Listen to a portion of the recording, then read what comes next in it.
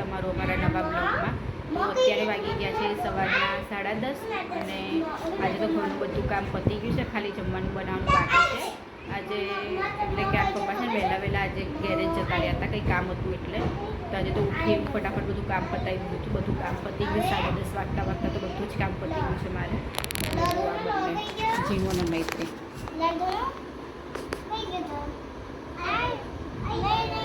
શું કરો બે જણ? પણ તું આખો કક્કો શીખવા ને પહેલેથી.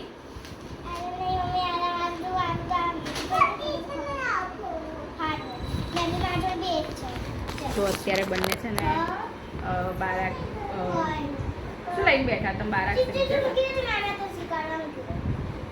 બાલ કદમ આવે છે દેશી સાપ જેવું, એ બંને લઈને બેઠી છે અત્યારે.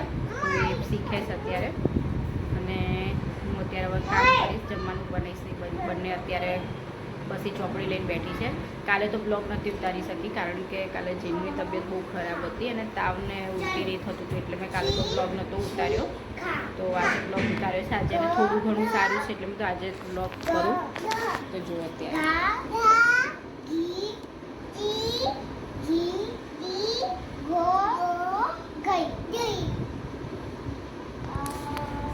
તો મૈત્રી અત્યારે શીખવાડે છે અને જીનું શીખે છે.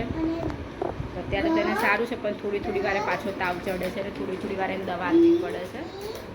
એને ખાઈને એટલે પછી થોડું જોઈને મને એવું લાગે છે કે એને ઠંડુ પાણી પીધું છે એટલે કફ જમા થઈ ગયા છે, એટલે પછી હવે તો હમણાં દવા તો ચાલુ જ છે. 3 દિવસ જોઉં, જો ના માટે તો ફરીથી ડૉક્ટરને બતાવી દઈશું.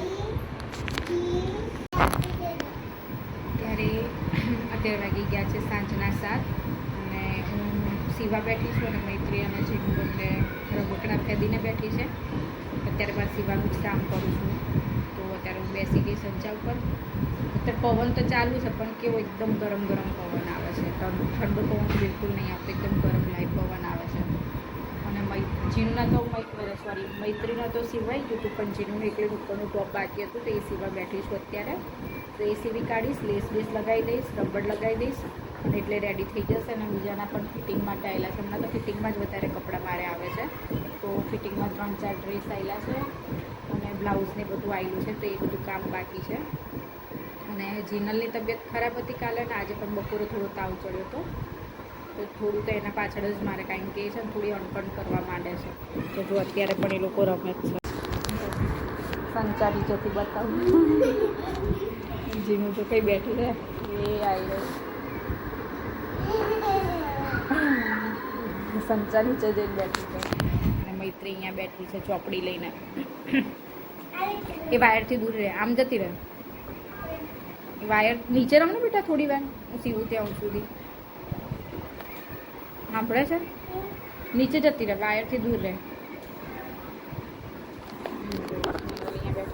શું કરે છે તું?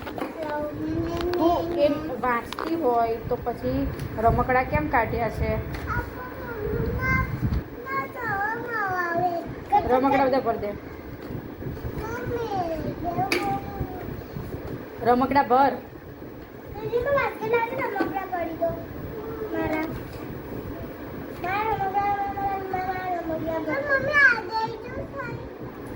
લઈ લે.